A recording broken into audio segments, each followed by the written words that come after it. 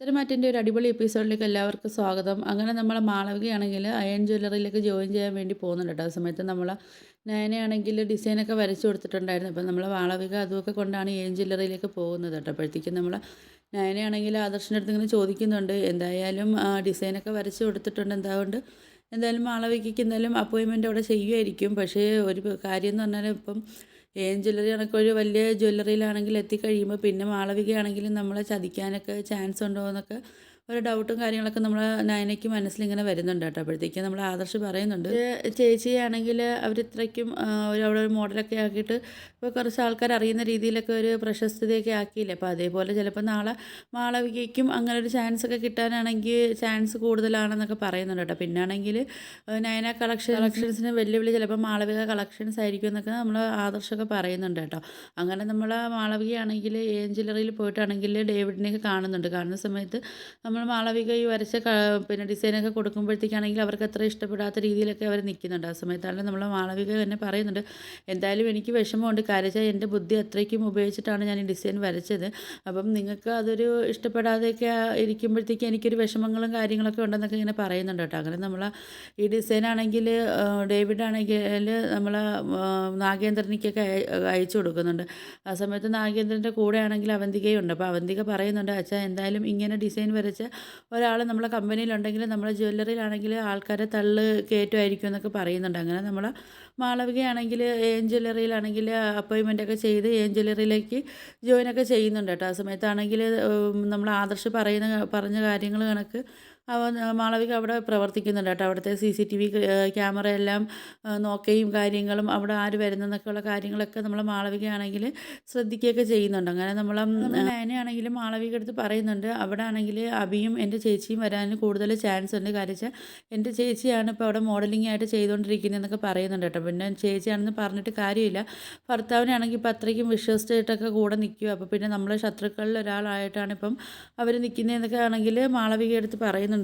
നയന പറയുന്നുണ്ട്, എന്തായാലും അവരവിടെ വരുമ്പോഴത്തേക്ക് അവരെന്തൊക്കെയാണ് സംസാരിക്കുന്നതെന്നൊക്കെ അറിയാൻ പറ്റുമെങ്കിൽ അതെല്ലാം ശ്രദ്ധിച്ചു വേണമെന്നൊക്കെ പറയുന്നുണ്ട് കേട്ടോ. എന്നിട്ട് ഞങ്ങൾക്ക് പറഞ്ഞു തരണമെന്നൊക്കെ നയന പറയുന്നുണ്ട്. ആ സമയത്താണെങ്കിൽ മാളവിക പറയുന്നുണ്ട്, അതോർത്ത് മാഡവും സാറും വിഷമിക്കേണ്ട കാര്യമില്ല. അവിടെ എന്ത് കാര്യങ്ങളാണ് അവിടെ നടക്കുന്നതെന്നൊക്കെ എല്ലാ കാര്യങ്ങളും ഞാനാണെങ്കിൽ എല്ലാം ശ്രദ്ധിച്ചിട്ട് ഞാൻ നിങ്ങൾക്കാണെങ്കിൽ അത് പറഞ്ഞു തരാമെന്നൊക്കെ പറയുന്നുണ്ട് കേട്ടോ. അങ്ങനെ നമ്മൾ മാളവിക ജോയിൻ ചെയ്യുകയൊക്കെ ചെയ്യുന്നുണ്ട്. ചെയ്തിട്ടാണെങ്കിലും നമ്മുടെ ഡേവിഡ് സാറിനെ ആണെങ്കിൽ കയ്യിലെടുക്കാനൊക്കെ നോക്കുന്നുണ്ട് കേട്ടോ. എന്നിട്ട് പറയുന്നുണ്ട്, ഇത് കണക്ക് ഒരു സാറിനെ ഞാൻ എവിടെയും കണ്ടിട്ടില്ല, അങ്ങനെ എന്നൊക്കെ പറഞ്ഞ് നമ്മൾ ഡേവിഡിനെ ആണെങ്കിൽ അങ്ങ് പുകഴ്ത്തിക്കൊണ്ടിരിക്കുന്നുണ്ട്. മാളവിക പറയുന്നുണ്ട്, എന്തായാലും ഇത്രയ്ക്കും നല്ല സ്നേഹവും കാര്യങ്ങളൊക്കെ ഉള്ളൊരു സാറിനെ ഞാൻ എൻ്റെ കരിയറിൽ ഇതുവരെയ്ക്കും കണ്ടിട്ടില്ല.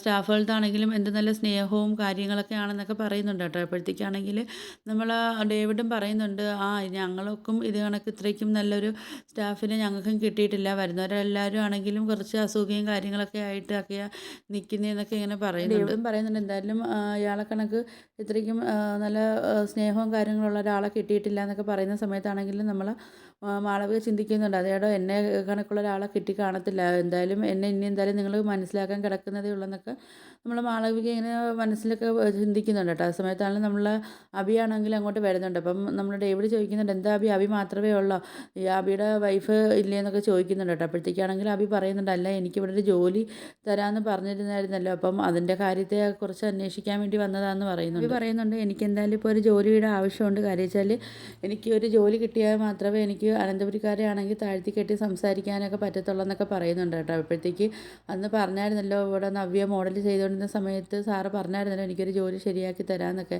അപ്പം അതിൻ്റെയൊക്കെ കുറിച്ചൊക്കെ അന്വേഷിക്കാനൊക്കെ ആയിട്ട് ഇറങ്ങിയതാണെന്നൊക്കെ പറയുന്നുണ്ട് കേട്ടോ. ആ സമയത്താണെങ്കിൽ നമ്മൾ ഡേവിഡ് ചിന്തിക്കുന്നുണ്ട്, ഇവനെ കൊണ്ട് തലവേദന ആവുമെന്നാണല്ലോ തോന്നുന്നത്, എങ്ങനെയെങ്കിലും എന്തെങ്കിലും കാര്യങ്ങളൊക്കെ പറഞ്ഞ് ഇവനെ ഒഴിവാക്കിയേ പറ്റത്തുള്ളൂ എന്നൊക്കെ ഇങ്ങനെ പറയുന്നുണ്ട്. അങ്ങനെ നമ്മൾ ഡേവിഡ് ആണെങ്കിൽ അഭിയെടുത്ത് പറയുന്നുണ്ട്, അഭി നിന്നെ ഞാൻ വിളിക്കാമെന്നില്ലേ പറഞ്ഞത്, എന്തായാലും ഇപ്പോഴത്തേക്ക് ഇവിടെ ഒരു പിന്നെ ഒഴിവും കാര്യങ്ങളും ഇല്ല, എന്തായാലും എനിക്ക് മാത്രമായിട്ടൊരു തീരുമാനം എടുക്കാൻ പറ്റത്തില്ല, എനിക്ക് മുകളിലൊരു സാറുണ്ടെന്ന് ഞാൻ പറഞ്ഞിട്ടില്ലേ, അപ്പം ആ സാറിൻ്റെ അടുത്തൊക്കെ ആണെങ്കിൽ അഭിപ്രായങ്ങളും കാര്യങ്ങളൊക്കെ ചോദിച്ചിട്ട് അവർ പറഞ്ഞാൽ മാത്രമേ എനിക്കൊരാളെ എടുക്കാൻ പറ്റത്തുള്ളൂ എന്നൊക്കെ പറയുന്നുണ്ട് കേട്ടോ. ആ സമയത്താണെങ്കിൽ നമ്മൾ മാളവിക ചിന്തിക്കുന്നുണ്ട്, ഓഹോ അപ്പോൾ ഇയാളല്ല ഇതിൻ്റെ ഒറിജിനൽ സാറല്ലേ, അപ്പം ഇതിൻ്റെ മുകളിലൊരാളുണ്ടെന്ന് ആദർശ് സാറ് പറഞ്ഞായിരുന്നല്ലോ, അപ്പം എന്തായാലും ഇനി അയാൾ ആരാന്ന് എന്തായാലും കണ്ടുപിടിച്ചേ പറ്റത്തുള്ളൂ എന്നൊക്കെ ഇങ്ങനെ ചിന്തിക്കുന്നുണ്ട്. മാളവിക ചിന്തിക്കുന്നുണ്ട്, എന്തായാലും ഇയാളെ ഒന്ന് പിടിച്ചു കഴിഞ്ഞാൽ ഒരുവിധ കാര്യങ്ങളൊക്കെ അറിയാൻ പറ്റും പറ്റുമെന്നൊക്കെയാണ് തോന്നുന്നത്.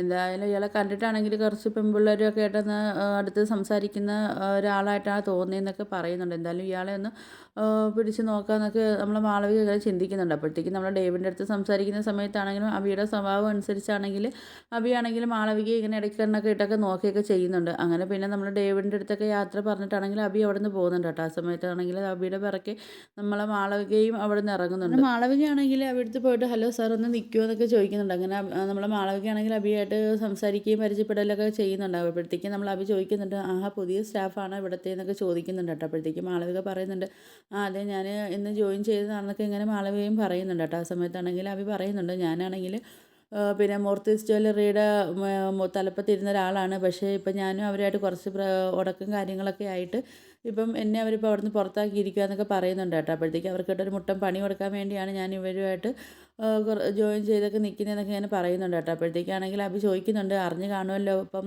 അവരുടെ അവസ്ഥയെന്നൊക്കെ പറയുമ്പോഴത്തേക്ക് മാളവിക പറയുന്നുണ്ട്, ഇപ്പോഴത്തെ കുറച്ച് അവർ താഴ്ചയിലൊക്കെ വന്നിട്ടുണ്ടല്ലോ, അപ്പം അതിനെക്കുറിച്ചൊക്കെ ഞാനും അറിഞ്ഞിട്ടുണ്ടെന്നൊക്കെ പറയുന്നുണ്ട്. നമ്മൾ അബി പറയുന്നുണ്ട്, അതിപ്പോൾ അവരെ പിടിപ്പേട് കൊണ്ടാണ് അവരിപ്പം അങ്ങനെ താഴ്ചയിലൊക്കെ വന്നതെന്നൊക്കെ പറയുന്നുണ്ട്. നമ്മളാണെങ്കിൽ നമ്മളെ വീട്ടിലുള്ള കാര്യങ്ങളും വീട്ടുകാർക്കൊക്കെ ആവശ്യമായിട്ടുള്ള എല്ലാ കാര്യങ്ങളും നമ്മൾ ചെയ്തൊക്കെ കൊടുത്തു കഴിഞ്ഞാൽ നമുക്ക് പിന്നെ നമ്മളെ ബിസിനസ്സിലൊക്കെ കുറച്ച് ഉയർച്ചയും കാര്യങ്ങളൊക്കെ വരും എന്നൊക്കെ പറഞ്ഞിട്ട് നമ്മൾ അബിയാണെങ്കിൽ അങ്ങ് അബിയെ പുകഴ്ത്തിയൊക്കെ സംസാരിക്കുന്നുണ്ട്. ആ സമയത്താണെങ്കിൽ മാളവിക പറയുന്നുണ്ട്, അപ്പോൾ സാറിനാണെങ്കിൽ ബിസിനസ്സിനെയൊക്കെ കുറിച്ചൊക്കെ നല്ല രീതിയിലൊക്കെ അറിയാവുന്നല്ലോ എന്നൊക്കെ ഇങ്ങനെ മാളവികയും പറയുന്നു. നമ്മൾ അബിയുടെ മനസ്സിലാണെങ്കിൽ എങ്ങനെയെങ്കിലും ഈ പെൺകുട്ടിയെ വളച്ചെടുക്കണം, എന്നിട്ട് അനഘയെ കൊണ്ട് നടന്ന് കണക്ക് ഈ പെൺകുട്ടിയും കൊണ്ട് നടക്കാൻ പറ്റുമെന്നൊക്കെയുള്ള ആ ഒരു ചിന്തയാണ് നമ്മൾ അബിയുടെ മനസ്സിലോട്ടൊക്കെ പോകുന്നത് കേട്ടോ. അപ്പോഴത്തേക്കാണെങ്കിൽ നമ്മൾ മാളവിക ചിന്തിക്കുന്നുണ്ട്, എന്തായാലും ഇയാളെ എങ്ങനെയെങ്കിലും ഒന്ന് വളച്ചെടുത്തതിന് ശേഷമാണെങ്കിൽ നമ്മൾ ആദർശ സാറിനിട്ട് ഇയാൾ പണി കൊടുത്തിട്ടുണ്ടെങ്കിൽ എനിക്ക് അതിൻ്റെ തിരിച്ച് നല്ല പണി കൊടുക്കണമെന്നൊക്കെയുള്ള ഒരു ചിന്തയും നമ്മൾ മാളവികയുടെ മനസ്സിൽ വരുന്നത്. അങ്ങനെ മാളവിക അബിയുടെ തുടങ്ങുന്നത് എന്തായാലും നമുക്കൊരു ഫോട്ടോ എടുക്കാമെന്നൊക്കെ പറഞ്ഞിട്ടാണെങ്കിൽ മാളവികയും അബികളും നിന്ന് ഫോട്ടോ ഒക്കെ എടുക്കുന്നുണ്ട്. ആ സമയത്താണെങ്കിൽ അബിയാണെങ്കിൽ ഇച്ചിരി വിട്ടൊക്കെ നിന്നൊക്കെയാണ് നിൽക്കുന്നത്. അപ്പോഴത്തേക്കും നമ്മളെ മാളവിക ചോദിക്കുന്നുണ്ട്, അതെന്താ ഇങ്ങനെ മാറി ഇത്രയും നിൽക്കുന്നത്? എന്തായാലും നമ്മളിപ്പോൾ ഫ്രണ്ട്സ് അല്ലേ, എനിക്കാണെങ്കിൽ ഇവിടെ ജ്വല്ലറിയിലാണെങ്കിൽ ആരെയും പരിചയവും കാര്യങ്ങളും ഒന്നുമില്ല.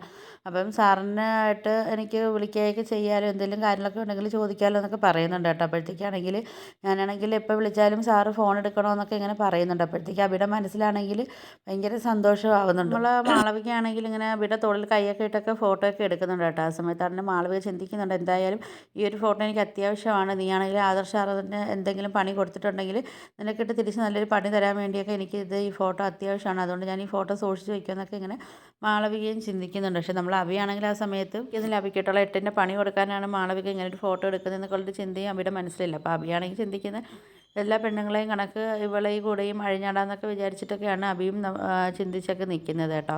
അപ്പോൾ നിങ്ങൾക്ക് എൻ്റെ വീഡിയോസൊക്കെ ഇഷ്ടപ്പെടുകയാണെങ്കിൽ ഒന്ന് ലൈക്ക് ചെയ്ത് ഷെയർ ചെയ്ത് സബ്സ്ക്രൈബ് ചെയ്ത് ഇപ്പോൾ ഉള്ള ബെല്ലൈക്കൺ എനേബിൾ ചെയ്ത് ഒന്ന് ഹൈപ്പ് ചെയ്ത് ഒന്ന് സപ്പോർട്ട് ചെയ്യണേ.